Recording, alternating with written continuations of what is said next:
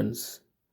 இன்றைக்கி நம்ம ஒரு சுவாரஸ்யமான திரித்துவ உளறல்களை நம்ம பார்க்க போகிறோம்.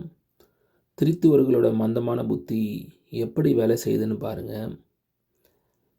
நம்ம என்ன சொல்கிறோன்னா, தேவன் ஒருவர் தான், பிதாவாக இருக்கிற தேவன் தான் இங்கே மனுஷனாக இயேசு கிறிஸ்துவா வெளிப்பட்டு நமக்காக ரத்தம் சிந்தினார் அப்படின்னு சொல்கிறோம். இவங்க என்ன சொல்கிறாங்க, உடனே பிதா என்ன வேஷம் போடுறாரா, முன்னாடி பிதாவாக இருந்துட்டு இங்கே மாடல் போட்டு காட்டுறாரா அப்படின்னு சொல்லிட்டு இவங்க கேள்வி கேட்குறாங்க. அப்போது என்ன சொல்கிறாங்கன்னா,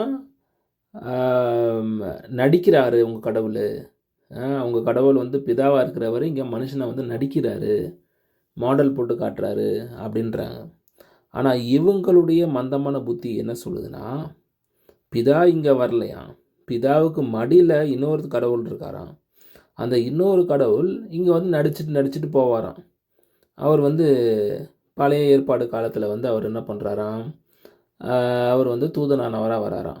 அவர் தான் யாவே தேவனா, யாவே தேவன்னா அவர் தான் தூதனானவராம். அவர் தான் முட்செடியில் மோசையை பார்த்தாராம், யாக்கோபுக்கிட்ட மனுஷனாக பார்த்தாராம். அவர் தான் டிசைனாக வேஷம் போடுறாராம். யார், பிதா அப்படின்ற கடவுளுக்கு மடியில் இருக்கிற இன்னொரு கடவுள். அப்போ அந்த ஒன்றாம் நபர் கடவுளால் இங்கே வர முடியாது, அவரால் இங்கே மனுஷங்களை பார்க்க முடியாது. ஆனால் இரண்டாம் நபர் கடவுளால் இங்கே மனுஷங்களை டிசைனாக வேஷம் போட்டு பார்க்க முடியும் அப்படின்னு திருத்துவர்களை அவங்க வாயில் ஒத்துக்கிறாங்க. அப்படி பைபிள் எங்கே இருக்குது? கிடையாது. தேவன் தான் என்ன பண்ணுறாரு, ஆகாரை சந்திக்கிறாரு, ஆபிரகாமை சந்திக்கிறாரு. அந்த தேவன் அப்படின்ற அந்த ஒரு சென்டர் பாயிண்ட்டை இவங்க மிஸ் பண்ணிடுறாங்க. அந்த தேவன் அப்படின்றதுக்குள்ளே இவங்க 3 நபர்களை அடக்கி வச்சிடுறாங்க. அப்படி இவங்க மண்டையில் யாரோ ஒரு கட்டுக்கதையை ஏற்றி வச்சதுனால இவங்க ஒவ்வொரு நேரம் ஒவ்வொரு டிசைனாக காதில் பூ சுற்றுற மாதிரி கதை விட்றாங்க பாருங்கள். இப்போ நான் ஒரு சாம்பிள் போட்டு காட்டுறேன். அடுத்து இதே நபர் ஒரு திருத்துவர், இவர் பேசின இன்னொரு ஆடியோவே நான் போட்டு காட்டுறேன். இப்போ நம்ம என்ன சொல்கிறோம், ஒரே தேவன், அவருக்கு பல தன்மைகள் இருக்குது.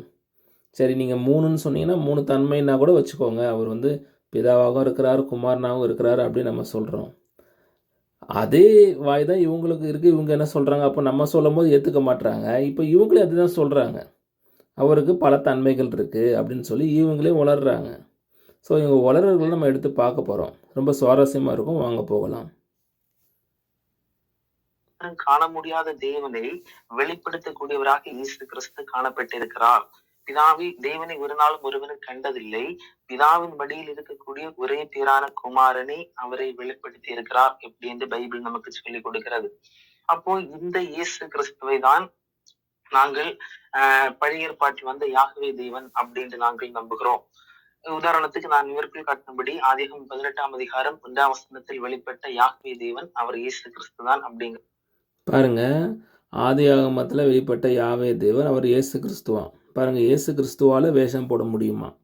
இவங்க என்ன சொல்கிறாங்க, நம்ம சொன்னால் வேஷம் போடுறோன்னு சொல்கிறாங்க இல்லையா? அப்போ இயேசு கிறிஸ்து பிதாவுக்கு மடியில் இருக்கிற ஒருத்தர் இங்கே என்ன பண்ணுறாராம், அவர் யாவே தேவனாக வராரு, இல்லை இங்கே மனுஷனாக வராரு, தூதனானவராக வராரு, இப்படி தான் இவங்க உருட்டுறாங்க. ஆனால் நம்ம சொன்னால் கேட்க மாட்டாங்க. நம்ம சொல்கிறது இவங்களுக்கு எங்கே குத்துதுன்னா, பிதா தான் அப்படி வராரு, பிதா தான் இங்கே மனுஷனாக வராரு, தூதனானவராக வராரு, இயேசு கிறிஸ்துவாக வராரு அப்படின்னு நம்ம சொன்னால் கேட்க மாட்டாங்க. ஆனால் பிதாவுக்கு மடியில் இருக்கிற இன்னொரு கடவுள் இங்கே மனுஷனாக வராரு, தூதனானவராக வராரு, இங்கே அவர் யாவே தேவனை வராரு, கர்த்தராக வராரு அப்படின்னு சொன்னால் அதெல்லாம் இவங்க கேட்டுப்பாங்க. இப்போ இவங்களோட மந்த புத்தி எப்படி வேலை செய்யுதுன்னு பாருங்கள்.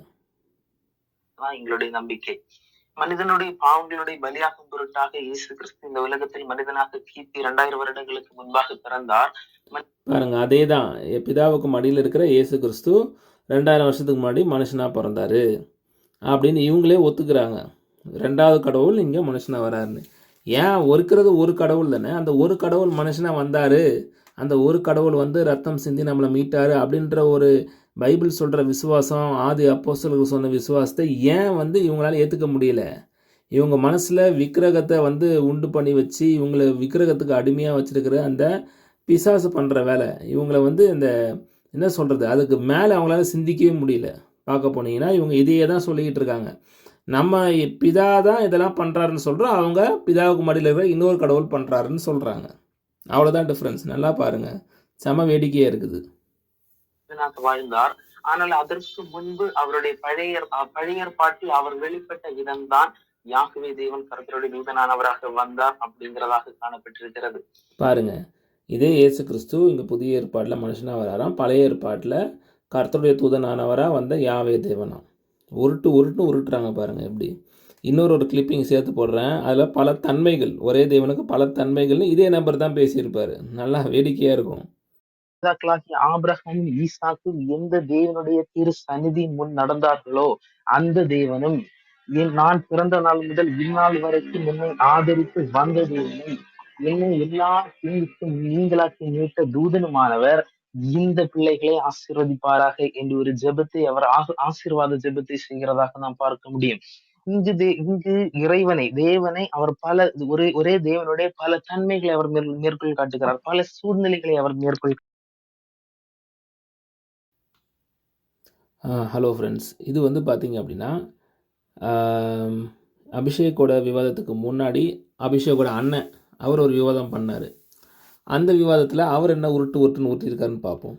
ஏன்னா அபிஷேகை பார்த்தீங்கன்னா 2 டிசைன் வந்து சொன்னார். என்னென்னா பிதா இங்கே வந்து வர முடியாது, பிதாவுக்கு மடியில் இருக்கிற அந்த குமாரன் என்ன வேணாலும் பண்ணலாம், அவர் யாவையாக வரலாம், தூதனானவரை வரலாம், கர்த்தராக வரலாம், மனுஷனாக வரலாம் அப்படின்னு ஒரு உருட்டிட்டு அப்புறமா என்ன சொல்லிட்டாரு, ஒரே தேவன் பல தன்மைகள்னு சொல்லிட்டாரு. ஓகேவா? இதுதான் நம்மளும் சொல்லிகிட்டு இருக்கோம். தேவன் ஒருவர் தான், அவர் தான் பிதா, அவருக்கு பல தன்மைகள் இருக்குது. அவர் மனுஷனாக வராரு, ஆவியாக செயல்படுறாரு, ஏன்னா தேவன் ஆவியாக இருக்கிறது நம்ம சொன்னோம். இப்போ அந்த விவாதத்தை பண்ணின அபிஷேகக்கூடிய அண்ணன் என்ன உருட்டுன்னு சொல்கிறாருன்னு பாருங்கள். இதுவும் நல்லா வேடிக்கையான ஒரு சம்பவமாக இருக்கும். இவங்களுக்குள்ளேயே ஒரு நேரம் 3 பேர்னுவாங்க, ஒரு நேரம் ஒருத்தரும்பாங்க, ஒரு நேரம் ஒரே தேவன் பல தன்மையும்பாங்க. அப்படி மாற்றி நம்ம கொஞ்சம் சைடு கேப்பில் கொஞ்சம் கண்டுக்காமல் விட்டோன்னா அடித்து நவுத்திட்டு போயிட்டே இருப்பாங்க. அதனால் நல்லா கெடுக்குப்படியாக பிடிக்கணும் இவங்களெலாம். பாருங்கள், இப்போ இது கொஞ்சம் சுவாரஸ்யமாக இருக்கும். இந்த ஆடியோ கேளுங்க. ஆனா நிக்க போறது இயேசு கிறிஸ்து தான் சொல்லி போட்டு பல வசனங்களை நான் மேற்கோள் காட்டி சொன்னேன். ஆனால் இயேசு என்று அவரால் ஏற்றுக்கொள்ள முடியவில்லை. அப்படி சப்போஸ் ஏற்றுக்கொண்டால் இயேசு யாவே ஆகி விடுவார். தலைப்பு வந்து ஜெயிச்சிருச்சு. அடுத்தது எத்தனை யாவே திரும்ப கேட்டிருக்காரு. நான் திரும்ப பதில் சொல்லிட்டு இருக்கிறேன். எத்தனை யாவே. ஓகேவா? நல்லா பாருங்க, எத்தனை யாவேன்றது தான் கேள்வி. அதுக்கு வரும் பாருங்க இப்போ பதில். ஜெனசிஸ் 19:24 போய் படிச்சு பாருங்க. அங்க வந்து சோதம் கோமாரோட ஒரு யாவே கீழே நிக்கிறார், ஒரு யாவே மேல இருந்து ரெயின் அப் பண்ணிட்டு இருக்காருன்னு சொல்றேன். ஒரு யாவே கீழே நிற்கிறாராம், ஒரு யாவே மேலே இருந்து ரெயின் அமுச்சிக்கிட்டு கிடக்கிறாராம். சரியா? அப்போ எத்தனை யாவே? 2 பேர் யாவே, 2 கடவுள் இவங்களுக்கு இருக்கிறாங்க. சரிங்களா? கீழே ஒரு யெகோவா கடவுள் இருக்கிறாரு, மேலே ஒரு யெகோவா கடவுளை இவங்க வச்சுக்கிட்டு இருக்காங்க. ஆனால் அது விக்கிரக வழிபாடு கிடையாதான். நம்ம வந்து தேவன் ஒருவர்னு சொல்கிறது தான் விக்கிரக வழிபாடாம். இவங்களோட உருட்டை பாருங்க, இப்போ கொஞ்ச நேரத்தில் வரும் பாருங்க. சகரியா 3:1-2 வந்து பார்த்து 3ஆம் அதிகாரத்தோட 2ஆம் வசனத்துல தெளிவா வந்து அப்பொழுது கர்த்தர் வந்து சாத்தானை நோக்கி கர்த்தர் உன்னை கடிந்து கொள்வார். இதுதான் யாவே. ஹீப்ரு 1:6-8 வந்து தெளிவா சொல்லிட்டேன். குமாரனை நோக்கி தேவனே அப்படின்னு சொல்லிட்டு நீங்க தாங்க கிரியேட்டர்னு சொல்றாரு. அப்போ எத்தனை யாவே அப்படிங்கிறது வந்து நான் தான் அந்த கேள்வி அவருக்கு திருப்பி கேட்கணும். அவர் பதில் சொல்லல. அவர் தான் கேள்வி வச்சிருக்கிறார். எத்தனை யாவே நீங்கள் சொல்கிறீங்களா, ஓப்பனாக சொல்லுங்கன்னு சொல்லி 2-3 வாட்டி கேட்டார். இப்போ இவர் என்ன சொல்கிறாரு, நான் தான் அந்த கேள்வியை கேட்கணும். எத்தனை யாவே. இவர் கடைசி வரைக்கும் சொல்லலை பாருங்கள். கீழே ஒரு யாவே நிற்கிறதா சொன்னார், மேலே ஒரு யாவே இருக்கிறதா சொன்னார். 2 தான் வருது. ஓகேவா? ஆனால் 3 பேருன்றாங்க. 3 பேர் யாவே இருக்கிறாங்கன்னு சொல்கிறாங்க. இப்போ 2 தான் இவர் காட்டியிருக்கிறாரு. 3வது ஒருத்தர் அவர் எங்கன்னே தெரில, கடைசியாக வருவார். அப்பப்போ வந்து தலையை காட்டு போவார் போல இவங்க 3வது கடவுள். இப்போ பாருங்க அடுத்து என்ன வருதுன்னு பாருங்க. அப்புறம் வந்து பாத்தீங்கன்னா எங்களை பொறுத்த வரைக்கும் யாவேங்கிறது வந்து ஒருத்தர் தான். யாவேங்கிறது வந்து that is only one God. புரியுதுங்களா? பாருங்க, யாவேன்றது ஒருத்தர் தானா. இப்போ இவர் தான் சொன்னார் எத்தனை யாவேன்னு அவர் கணக்கு சொல்லலை. கீழே ஒரு யாவே நிற்கிறாரு, மேலே ஒரு யாவே நிற்கிறதா சொன்னார். அப்புறம் எங்களை பொறுத்த வரைக்கும் யாவே ஒருத்தர் தான் அப்படிங்கிறாரு. பாருங்கள், ஏன் 2 பேர் யாவே, எங்களை பொறுத்த வரைக்கும் 3 பேர் யாவேன்னு ஏன் வாய் வரல சொல்லுங்கள் பார்ப்போம். எங்களை பொறுத்த வரைக்கும் 3 பேர் யாவேப்பா அப்படின்னு ஏன் சொல்லலை? இங்கே வந்து எங்களை பொறுத்த வரைக்கும் யாவே ஒருத்தர் தான். ஏன்னா வேத வசனங்கள் எல்லாமே இவங்களுக்கு எதிராக இருக்குது. இவங்களுக்கு தலையும் புரியல, காலும் புரியல. இவங்க சபை சொல்லி கொடுக்குது, போப்பு எழுதி வச்ச டாக்டரின் அப்படி இருக்குது 3 ஆனால் உபாகமம் 6:4 சொல்லும் போது ஒருவர் தான். இஸ்ரவேலே கேள், நம்முடைய தேவனாகிய கர்த்தர் ஒருவரே கர்த்தர். ஒருவரே, மூவரே கிடையாது. அதனால் இவங்க வாய் விட்டு மாட்டிக்க கூடாதுன்னு ஒரு நேரம் 3ம்பாங்க, ஒரு நேரம் 1ம்பாங்க. அந்த ஒரே கடவுள் தான்ப்பா இங்கே மனுஷனாக வந்தாருன்னு சொன்னால் நாங்கள் சொன்னால் கேட்க மாட்டானுங்க. ஆனால் இவங்களே என்ன சொல்லுவானுங்கன்னா, மேலே பிதான்னு ஒரு கடவுள் இருக்காரு, அவர் மடியில் இருக்கிற இன்னொரு கடவுள் இங்கே வந்து மாறி மாறி வராரு, இங்கே யெகோவா வருவார், மனுஷனாக வருவார், தூதனானவராக வருவார்னு உருட்டுவானுங்க. பாருங்கள் இவங்களோட மந்த புத்தி எப்படி இருக்குதுன்னு பாருங்கள். திருப்பி அதை நான் ரீப்ளே பண்ணுறேன் பாருங்கள். நீங்க தாங்க கிரியேட்டர்னு சொல்றாரு. அப்போ எத்தனை யாவே அப்படிங்கிறது வந்து நான் தான் அந்த கேள்வி அவருக்கு திருப்பி கேட்கணும். அவர் பதில் சொல்லல. அப்புறம் வந்து பாத்தீங்கன்னா எங்களை பொறுத்த வரைக்கும் யாவேங்கிறது வந்து ஒருத்தர் தான். யாவேங்கிறது வந்து that is only one God. பாருங்க, யாவேன்றது ஒருத்தர் தானா இவங்களை பொறுத்த வரைக்கும். கொஞ்ச நேரத்துக்கு முன்னாடி தான் கீழே யாவே மேலே யாவே நானுங்க. இப்போ ஒருத்தரான். அவர் இவரோட சிஷ்ய புள்ள வேறு மாதிரி உருட்டிட்டு 2 டிசைனாக உருட்டிட்டு போயிட்டாரு. இவங்க பண்ணுற விவாத லட்சணத்தை பாருங்கள். சைடு கேப்பில் இவங்க என்ன பண்ணுறாங்க, சங்கு ஊற்றிட்டு போயிடுவானுங்க உஷாரா எல்லாம். புரியுதுங்களா? இதுல God the Father is divine, the Son is divine and the Holy Spirit is divine.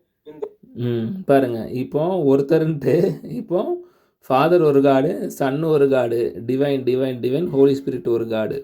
அப்போது இதுங்களுக்கு தலையும் புரியல, வாழும் புரியல. இப்படி தான் இதுங்க வந்து கம்பு சுற்றிட்டு கிடக்குதுங்க. வெளியே வந்து எங்கேயும் துணிஞ்சு பேசவும் மாட்டேங்குதுங்க.